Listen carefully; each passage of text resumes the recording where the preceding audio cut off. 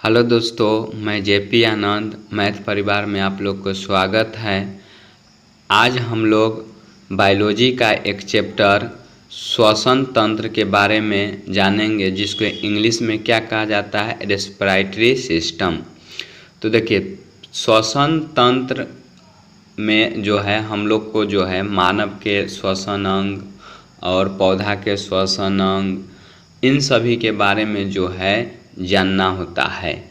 तो आप लोग अगर एएलपी या टेक्नीशियन या एनटीपी से के अगर तैयारी करते हैं तो उसके लिए जो है आपको यह वीडियो जो है बहुत हेल्पफुल होगा। आप लोग जो है शुरू से अंत तक ला देखिएगा, ताकि आप लोग को जो है 1 से 2 क्वेश्चन जो है यहाँ से देखने को मिलता है, उसमें हेल्प हो जाएगा। तो चलते हैं हम लोग वीडियो की ओर। तो देखिए, श्वसन तंत्र, तो श्वसन तंत्र किसे कहते हैं से समझना जरूरी है। तो श्वसन तंत्र जो होता है, जिससे हम जो सांस लेते हैं ना, वह तंत्र जिससे हम सांस लेते हैं, आ सांस के मतलब वह तंत्र जो उसमें सांस जो है जाता है, उसके माध्यम से जाता है, उसी को हम श्वसन तंत्र कहते हैं। अब श्वसन क्या होता है से समझना जरूरी है। तो श्वसन जो होता है, याद रखिएगा, जब हम सांस लेते हैं कुछ ना कुछ उसको, जैसे सांस लेने के बाद जो है हमको एटीपी के रूप में ऊर्जा प्रदान होता है, तो उसी को हम लोग जो है श्वसन कहेंगे। ध्यान रखिएगा। अब श्वसन जो होता है क्यों आवश्यक है, तो श्वसन इसलिए आवश्यक है क्योंकि जो हम लोग अगर जो सांस नहीं लेंगे तो जीवित भी नहीं रख सकते हैं और न ऊर्जा हमें प्राप्त होता है। ऊष्मा भी जो है सर्वाधिक मात्रा में जो है हमें श्वसन से ही मिलता है। तो देखिए, इसमें क्वेश्चन दिया गया है, श्वसन में बाहर निकली वायु में CO2 की लगभग कितना मात्रा होती है। देखिए, श्वसन में जो होता है, जब हम लोग कार्बन डाइऑक्साइड जो होता है 0.03% जो है श्वसन के माध्यम से जो है लेते हैं, लेकिन ध्यान रखना है जो उसमें से जो है 4% जो है क्या हो जाता है, तो 4% जो है निकल जाता है उसमें से, जो बच जाता है उसको हम रख लेते हैं। उस तरह से हम ऑक्सीजन को भी जो है, ऑक्सीजन को जो है मतलब 21% जो है हम लोग जो है रख लेते हैं और 16% जो है मतलब जो है छोड़ देते हैं। और नाइट्रोजन जो होता है उसी तरह से मतलब 78% होता है, तो 78% में जो है 78% हम लौटा देते हैं। जलवाष्प भी लेते हैं, तो जलवाष्प जो है 6.2% जो है हम उसको जो है निकाल देते हैं और 1.25% जो है हम रख लेते हैं शरीर के अंदर में। तो याद रखिएगा, इतना याद हो गया होगा।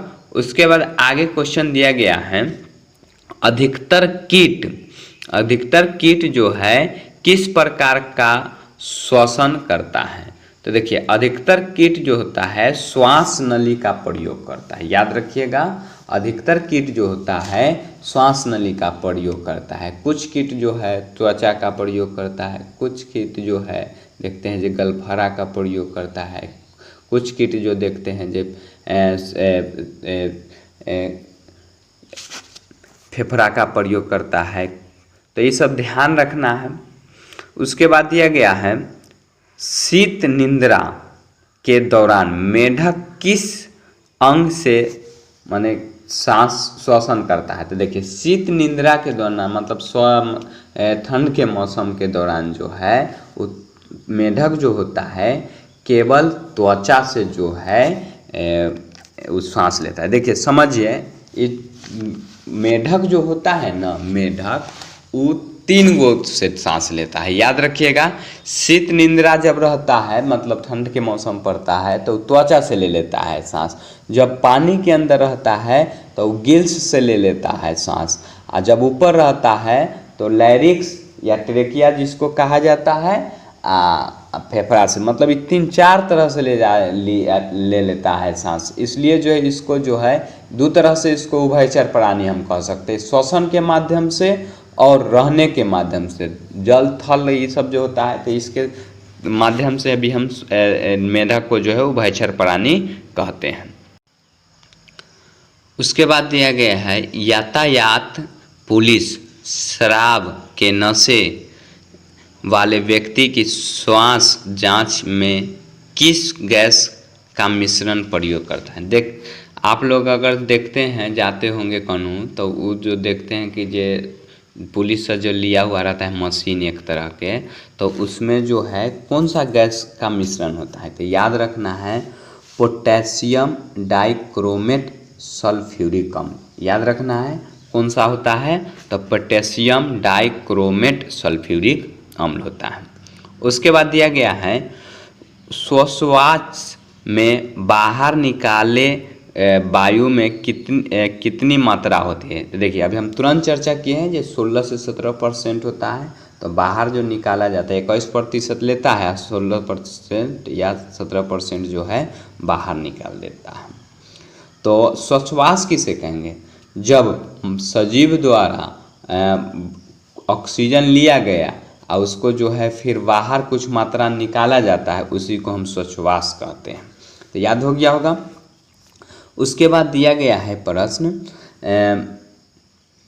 श्वसन में रुधिर का कौन सा घटक O2 का अवशोषण करता है। तो ध्यान रखिएगा O2 का अवशोषण करने का काम जो करता है RBC करता है, जिसको हम लाल रक्त कणिका कहते हैं। उसके बाद दिया गया है अवायवीय श्वसन में पेशी कोशिकाएं या ग्लूकोज को किसमें परिवर्तित होकर ऊर्जा उत्पादित करता है। तो याद रखना है अवायवीय श्वसन जो होता है लैक्टिक अम्ल जो होता है उसमें परिवर्तित होकर ऊर्जा को उत्पादित करता है। अब देखिए समझते हैं जो अवायवीय श्वसन क्या होता है। तो अवायवीय श्वसन जो होता है वह श्वसन जिसमें ऑक्सीजन के अनुपस्थिति में एटीपी का निर्माण कर देता है ना, या ऊर्जा का निर्माण करता है, तो उसी को हम कहते हैं अवायवीय श्वसन कहते हैं। अवायवीय श्वसन जो होता है ना, इसका पहला चरण जो होता है कोशिका द्रव्य में होता है। याद रखिएगा क्या होता है, कोशिका द्रव्य में होता है। अब उसके बाद जो है उसके बाद ध्यान रखना है, उसके बाद माइटोकॉन्ड्रिया में हो जाता है इसका। तो 2 चरण में होता है, पहला चरण कोशिका द्रव और दूसरा चरण जो होता है माइटोकॉन्ड्रिया में होता है। अब इसी तरह से जो है आप लोग को जो है वायवीय श्वसन होता है। तो वायवीय श्वसन में क्या होता है, तो ऑक्सीजन के उसमें उपस्थिति होता है और उसमें जो होता है माइटोकॉन्ड्रिया में जो होता है पूर्ण रूप से होता है। तो याद हो गया होगा आप लोग के वायवीय श्वसन और अवायवीय श्वसन। अब ध्यान अगला क्वेश्चन है, भोजन निगलते समय श्वसन मार्ग किस अंग द्वारा बंद हो जाता है। देखिए जब आप लोग भोजन करते हैं तो उस समय जो है 2 तरह के नली होता है हमारे मतलब श्वसन मतलब आहार नाल में। एक होता है श्वसन नली और एक होता है ग्रास नली होता है। तो जब हम लोग भोजन करते हैं ना, तो भोजन करते हैं तो उस समय जो है ग्रास नली खुलना चाहिए। कहला जो घास का काम करने का काम है, यहाँ श्वसन में श्वास नली ना खुलना चाहिए। तो इसमें जो है जब हम भोजन करते हैं तो श्वसन नली जो होता है बंद हो जाता है।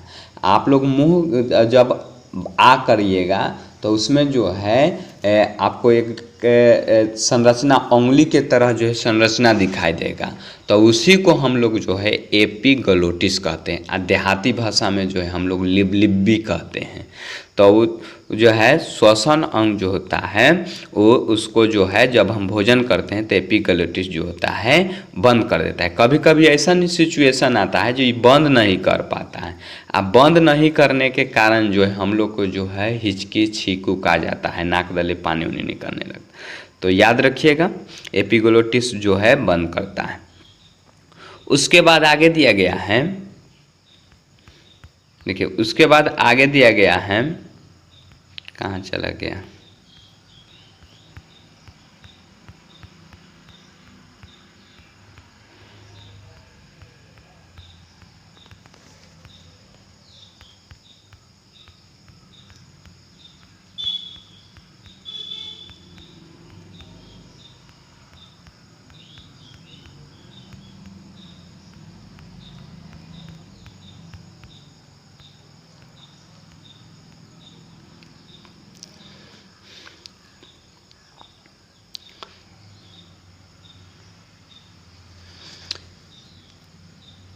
फेफड़ा में गैसों का आदान प्रदान किसके द्वारा होता है? देखिए, फेफड़ा में जो होता है गैसों का आदान प्रदान जो होता है ना, रक्त के द्वारा होता है, जिसको हम लोग रुधिर भी कहते हैं। अब देखिए, रक्त के द्वारा होता है, तो रक्त के द्वारा कौन रक्त के द्वारा होता है ये समझना जरूरी है। रक्त जो होता है हम लोग 3 प्रकार के देख चुके हैं, ध्यान रखिएगा। रक्त जो होता है 3 पर WBC, RBC, एगो होता है प्लेटलेट्स होता है, जिसको हम लोग रक्त बिंबाणु भी कहते हैं। तो ध्यान रखना है, ये जो होता है मतलब ये RBC के द्वारा जो होता है फेफड़ा में गैसों का आदान प्रदान होता है, याद रखिएगा। उसके बाद क्रेब्स चक्र की क्रिया किस कोशिकांग में संपन्न होती है? तो ध्यान रखिएगा, क्रेब्स चक्र की क्रिया जो होती है माइटोकॉन्ड्रिया में होता है। माइटोकॉन्ड्रिया जो होता है एक जाल के तरह होता है, याद रखना है, तो उसी में होता है। उसके बाद दिया गया है ऑक्सीश्वसन की क्रिया किस कोशिका के किस भाग में संपन्न होते हैं? तो ध्यान रखिएगा, हम अभी तुरंत बोले हैं जो ऑक्सीश्वसन जो होता है कोशिका द्रव्य और माइटोकॉन्ड्रिया में होता है, याद रखिएगा। ऑक्सीश्वसन जो होता है कोशिका द्रव्य और माइटोकॉन्ड्रिया में होता है। अगर आप लोग को यह वीडियो अच्छा लगता होगा तो चैनल को ज़रूर से ज़रूर सब्सक्राइब कर दे और लाइक कर दें, ताकि जो है आप लोग के लिए जो है इस तरह के और वीडियो हम बना सकें, और दोस्तों के साथ शेयर करना ना भूलें। तो देखिए, अगला का क्वेश्चन क्या है, ग्लाइकोलिसिस क्रिया को ऑक्सी एवं अनॉक्सी श्वसन का सामान्य चरण माना। देखिए समझिए, ग्लाइकोलिसिस प्रक्रिया जो होता है ना, जब ऑक्सी श्वसन और अनॉक्सी श्वसन का चरण जो होता है दोनों क्रिया होता है, तो हम उसी को ग्लाइकोलिसिस क्रिया कहते हैं। तो याद रखना है, ऑक्सी और अनॉक्सी श्वसन का चरण माना जाता है ग्लाइकोलिसिस में। उसके बाद दिया गया है श्वसन द्वारा ऊर्जा का संचयन किस रूप में होता है? तो ध्यान रखिएगा, श्वसन का जो है हम तुरंत पहले चर्चा किए हैं, जो ATP के रूप में जो होता है ऊर्जा का संचय होते रहता है। तो ध्यान रखिएगा, ये हम श्वसन के परिभाषा में ही बोले हैं। उसके बाद दिया गया है पहाड़ों पर रहने वाले में RBC की संख्या सर्वाधिक होती है, आखिर क्यों? तो ध्यान रखना है, पहाड़ पर वायु कम संघनित होता है। ध्यान रखिएगा, जितने ऊंचाई पर जाइएगा तो वहाँ जो है वायु की मात्रा जो है कमती जाती है, तो उसके कारण जो है वहाँ जो है मतलब जो है सर्वाधिक RBC की संख्या, धड़कन तेज रहता है, याद रखिएगा।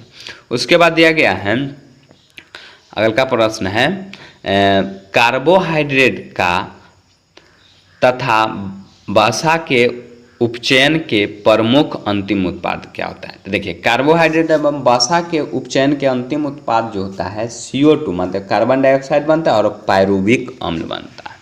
तो याद रखिएगा, कार्बोहाइड्रेट तथा वसा उपचयन के प्रमुख अंतिम उत्पाद क्या बनता है?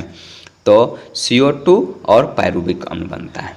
उसके बाद दिया गया है अवायवीय श्वसन में कौन सी क्रिया होती माने प्रक्रिया होती है? तो अवायवीय श्वसन में अभी हम तुरंत बोले हैं, अवायवीय श्वसन हो चाहे ऑक्सी श्वसन अनॉक्सी श्वसन हो, तो इस सब में जो होता है ग्लाइकोलिसिस प्रक्रिया होती है। उसके बाद दिया गया है मानव में श्वसन दर प्रति मिनट लगभग कितनी होती है? देखिए, मानव में श्वसन दर जो होता है इसमें NCERT के अनुसार जो है दे दिया गया है। तो NCERT के ही मानता होता है, कोई भी एग्जाम में आप कोई भी एग्जाम दीजिए उसके लिए जो है NCERT के ही मानता होता है। लेकिन अलग लुसेंट में पढ़िएगा तो लुसेंट में जो है 16 से 18 बार दिया गया है। इसमें ध्यान रखना है 12 से 15 बार जो दिया गया है, याद रखिएगा। तो दोनों तरह के याद रखिएगा, अगर ऑप्शन होगा उस तरह से आप मार सकते हैं। NCERT के अनुसार मारिएगा अगर जो ऑप्शन ये दिया गया है था, आना तो लुसेंट के अनुसार जो है 16 से 18 बार मारना है। उसके बाद नीचे दिया गया है एक स्वस्थ व्यक्ति प्रति मिनट में हृदय के धड़कन के औसत जो है कितना बार जो है सांस लेता है, हृदय धड़कता है? तो याद रखना है 72 बार जो है 1 मिनट में जो है हृदय धड़कता है। तो याद हो गया होगा। उसके बाद दिया गया है प्रश्न आप लोग नोट करते जाइएगा, सोचिएगा कि ये हम ऐसे ही याद कर लेंगे, तो इसे याद नहीं होता है। एक बार थोड़ा नोट कर लीजिएगा, ऐसे हम 2 बार बोल देते हैं, याद भी हो जाएगा ऐसे, लेकिन पूरा तरह से याद ना होगा, तो उसके लिए जो है आप लोग नोट करते जाइएगा। देखिए उसके बाद दिया गया है ग्लाइकोलिसिस में अंत में ग्लूकोज पायरुविक अम्ल में परिवर्तित। देखिए ग्लाइकोलिसिस जब प्रक्रिया होता है तो उसमें जो है अंत में जो है ग्लूकोज एवं पायरुविक अम्ल में जो होता है परिवर्तित हो जाता है। तो याद रखिएगा ग्लाइकोलिसिस प्रक्रिया में जो होता है लास्ट में जो है ग्लूकोज एवं पायरुविक अम्ल में परावर्तित हो जाता है। उसके बाद दिया गया है ग्लाइकोलिसिस के एंजाइम कहाँ पाए जाते हैं। देखिए अब ग्लाइकोलिसिस के एंजाइम कहाँ पाया जाता है, तो ग्लाइकोलिसिस के एंजाइम जो होता है उसका द्रव में पाया जाता है। तो याद हो गया होगा, इसी को हम लोग जो है साइटोप्लाज्म कहते हैं। तो इंग्लिश इसका क्या नाम है, तो साइटोप्लाज्म नाम है। उसके बाद दिया गया है किस कारण से ऊतक में ऑक्सी हीमोग्लोबिन से ऑक्सीजन निकलकर ऊतक द्रव में जाती है। ध्यान रखिएगा किस कारण से जो होता है ऊतकों में ऑक्सी हीमोग्लोबिन से ऑक्सीजन निकलकर ऊतक द्रव में जाता है। तो याद रखना है O2 की कमी या और CO2 की अधिकता। देखिए ऑक्सीजन की कमी होता है और कार्बन डाइऑक्साइड के कम अधिकता हो जाता है ना, तब जो है ऑक्सी हीमोग्लोबिन से निकलकर जो है ऑक्सीजन निकलकर जो है वहाँ से जो है ऑक्सी हीमोग्लोबिन से ना ऑक्सीजन निकलकर ऊतक द्रव में। अगर ऑक्सीजन नहीं निकलेगा ना तो यहाँ से जो है हमारे शरीर में अनेक तरह के विकार उत्पन्न कर सकता है। तो याद रखना है जब ऑक्सीजन के कमी हो जाता है ना तो उसको पूर्ति करने के लिए जो है वो जो है ऑक्सी हीमोग्लोबिन आखिर क्या होता है इसे समझिए। जब ऑक्सीजन और हीमोग्लोबिन के जब संयोग कराया जाता है तो उसमें ऑक्सी हीमोग्लोबिन बनता है मिलन से, तो उसी को हम ऑक्सी हीमोग्लोबिन कहते हैं। तो उसमें जो है मिला हुआ रहता है, तो उससे फिर टूटकर जो है ना उसको जो है पूर्ति करने के लिए, हमारे शरीर को पूर्ति करने के लिए जो है वहाँ से टूटकर फिर उधर जाता है। तो याद हो गया होगा। उसके बाद दिया गया है फेफड़े की पुपिकाई में गैसीय विनिमय किस प्रकार होती है। तो फेफड़े के पुपिकाई में जो होता है गैसीय विनिमय जो होता है सक्रिय ट्रांसपोर्ट के माध्यम से होता है। याद रखिएगा, तो फेफड़े की पुपिकाई में जो होता है विनिमय जो होता है सक्रिय ट्रांसपोर्ट। देखिए पुपिकाई जो होता है हमारे शरीर में जो होता है ना लगभग जो है 3 अरब के करीब होता है। याद रखिएगा 3 अरब के करीब होता है। उसके बाद दिया गया है मानव शरीर में श्वसन केंद्र कहाँ स्थित होता है। तो ध्यान रखिएगा मानव शरीर में जो होता है श्वसन केंद्र जो होता है मेडुला ऑब्लिगेंडा तथा पोन्स में होता है। देखिए मानव शरीर में श्वसन केंद्र कहाँ अवस्थित होता है, तो मेडुला ऑब्लिगेंडा और पोन्स में। देखिए मेडुला ऑब्लिगेंडा कहाँ होता है, तो मेडुला ऑब्लिगेंडा हम मस्तिष्क मानव ह्यूमन में जब हम पढ़ाए थे तो उसमें हम पीछे चर्चा किए थे।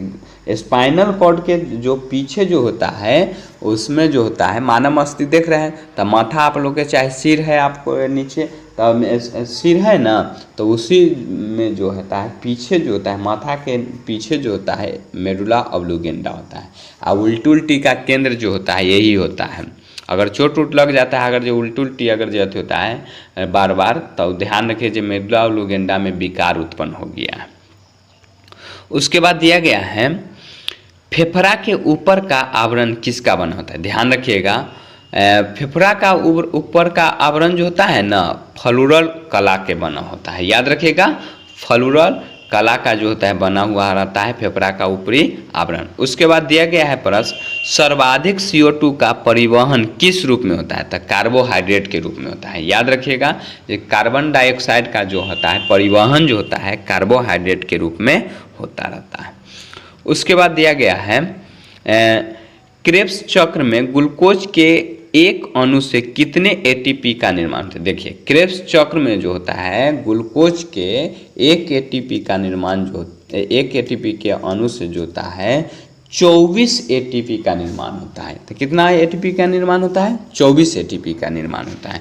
अब ध्यान रखिएगा, ये एटीपी का फुल फॉर्म क्या होता है? तो याद रखना, ए से होता है एडिनो, साइन एडिनोसाइन, टी से होता है ट्राई, पी से होता है फॉस्फेट। तो याद हो गया होगा, एडिनोसाइन ट्राई फॉस्फेट। उसके बाद दिया गया है ग्लाइकोलिसिस चरण में कितने एटीपी का निर्माण होता है? ध्यान रखिएगा, क्रेब्स चक्र में 24 एटीपी का निर्माण होता है। ग्लाइकोलिसिस प्रक्रिया में जो होता है 2 को एटीपी का निर्माण होता है। उसके बाद दिया गया है किण्वन अर्थात अनोक्सी शोषण की खोज कौन किया था? तो ध्यान रखिएगा, किण्वन या अनोक्सी शोषण का खोज जो है किए थे लुईस पाश्चर साहब ने किए थे। तो याद हो गया होगा, लुईस पाश्चर साहब किण्वन या अनोक्सी शोषण के खोज किए थे। और वो किस में खोज किए थे? तो ईस्ट में खोज किए थे। ईस्ट क्या होता है जानते हैं? पाव रोटी जो देखते हैं तो ईस्ट के माध्यम से ही फूलता है वो, तो ये उसमें रखा जाता है। तो ईस्ट से ध्यान रखिएगा, ईस्ट जो होता है ये कवक से निकाला जाता है। उसके बाद दिया गया है फेफड़े तक अशुद्ध रक्त किसके द्वारा पहुंचाया जाता है? तो ध्यान रखिएगा, फेफड़े तक जो होता है अशुद्ध रक्त जो होता है फुफ्फुस धमनियाँ द्वारा पहुंचाई जाती है। फुफ्फुस धमनियाँ। अब फेफड़े तक जो होता है ध्यान रखिएगा शुद्ध रक्त किसके द्वारा? तो धमनी के द्वारा। उल्टा हो जाता है, फुफ्फुस धमनी अशुद्ध रक्त, धमनी जो होता है शुद्ध रक्त, शिरा जो होता है अशुद्ध रक्त, और फुफ्फुस शिरा जो होता है शुद्ध रक्त का पहुंचाने का काम करता है। याद हो गया होगा। तो शिरा अशुद्ध रक्त, धमनी शुद्ध रक्त, उसका जस्ट उल्टा हो जाता है। शुद्ध रक्त को जो होता है फुफ्फुस नहीं गलती बोल रहे हैं, शिरा फुफ्फुस शिरा, और अशुद्ध रक्त को जो है फुफ्फुस धमनी। उसके बाद दिया गया है फेफड़े द्वारा शुद्ध किया गया रक्त बाह्य निलय में किसके द्वारा पहुँचता है? तो फुफ्फुस शिरा द्वारा। अभी तुरंत हम बोले जो फुफ्फुस शिरा द्वारा शुद्ध रक्त को, और फुफ्फुस धमनी द्वारा जो होता है अशुद्ध रक्त को पहुंचाने का काम करता है, उल्टा हो जाता है। उसके बाद ध्यान रखना है श्वसन गुणांक का मापन किस यंत्र द्वारा होता है? ध्यान रखिएगा, श्वसन गुणांक का जो होता है माप जो होता है गैनांक श्वसन मापी द्वारा। याद रखिएगा, बहुत इंपॉर्टेंट है। गैनांक श्वसन मापी द्वारा जो होता है श्वसन गुणांक का प्रक्रिया की जाता है। देखिए, यह वीडियो अगर आप लोग को जो है अच्छा लगता होगा तो चैनल को जल्दी से जल्दी जो है आप लोग जो है सब्सक्राइब कर दें, और नए हैं तो जल्दी ही कर दें, ताकि आप लोग को जो है सब दिन जो है इस तरह के वीडियो देखने को मिलेगा। तो ऑक्सीजन की कमी के कारण शरीर के ऊतकों में ऑक्सीजन की कमी होना क्या कहलाता है? तो याद रखिएगा, हाइपोक्सिया या अनोक्सिया कहलाता है। याद रखिए, ऑक्सीजन के जब हमारे शरीर में कमी हो जाता है तो ऊतक में जो है ऑक्सीजन के कमी होने के कारण जो है इसको हम क्या कहते हैं? तो हाइपोक्सिया और हाइपोक्सिया, या याद रखना है अनोक्सिया कहा जाता है। उसके बाद दिया गया है आज का लास्ट प्रश्न है, ध्यान रखिएगा, श्वसन क्रिया में वायु के किस घटक की मात्रा कोई परिवर्तित नहीं होता है? तो नाइट्रोजन में ध्यान रखिए, हम उस भी चर्चा किए हैं, जब हम लोग 78% ऑक्सीजन ले लेते हैं, मैंने नाइट्रोजन ले लेते हैं, तो फिर जो है 78 के 78 लौटा देते हैं, तो हमको उसमें जो है कोई परिवर्तन नहीं हुआ। तो याद रखिएगा, जब श्वसन क्रिया हम करते हैं तो कौन सा गैस का जो होता है कोई परिवर्तन होता है? तो नाइट्रोजन का कोई परिवर्तन नहीं होता है। तो अच्छी तरह से आप लोग को समझ में आ गया होगा। 2-4 बात और समझ लीजिए, जो कुछ जीव होता है तो कुछ जीव जो होता है क्या चीज़ से श्वसन करता है, तो ये समझ लेते हैं। तो मानव जो होता है जानते हैं जो फेफड़ा द्वारा जो है श्वसन करता है, और जलीय जीव जो होता है, कुछ जलीय जीव जो होता है ट्रेकिया से, और कुछ जलीय जीव जो होता है गिल से श्वसन करता है। तो कीट पतंग अधिक जो होता है श्वसन नली से, जिसको हम ट्रेकिया या लैरिक्स कहते हैं, तो उससे जो है वो श्वसन करता है। कुछ मछली उछली को देखते हैं वो जो होता है गलफारा या गिल्स से श्वसन करता है। मेढक जो होता है तीनों चीज़ से श्वसन करता है। उसके बाद पक्षी वर्ग है, तो पक्षी वर्ग का फेफड़ा होता है, तो पक्षी वर्ग जितना आता है वो सब जो होता है फेफड़ा से। जानवर है तो जानवर भी जो होता है फेफड़े से श्वसन करता है। तो याद हो गया होगा आप लोग के। तो आज का वीडियो समाप्त हुआ। थैंक यू, धन्यवाद। जय हिंद, जय भारत।